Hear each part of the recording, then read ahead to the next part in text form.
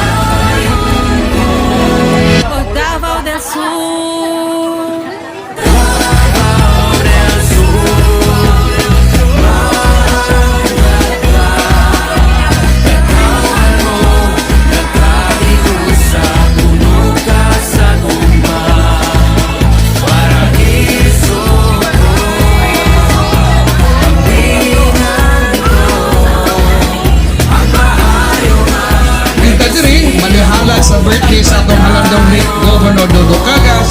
Kadiri na butang no itagaan yung higayon ang mga katawhan sa sulod sa Dunya Salud. Dili kay sulod lang ang uban pa yun nga sitio diri sa barangay Igpit kumakaani diri anytime mintras na pa ang medical. So atong gianyo ang mga matagbalay diri sa Dunya Salud.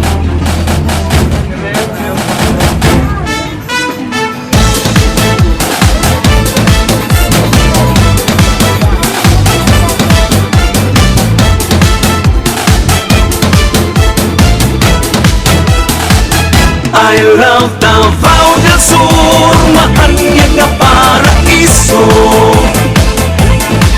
Sa katawhan ning lalawigan, ikaw ang garbo. Mag-ipay magsadya kita sa kalambuan. Sa ulugon ang bulawanong katuigan. I love Davao del Sur. Davao del Sur. I love Davao del Sur. I love Davao del Sur. Sanang lapay panahon, ang kasaysayan mabulukon. Puno sa paglaom ang katawhan masaligon. Kakugi sa panginabuhi o pagpaningkamot. Kauswa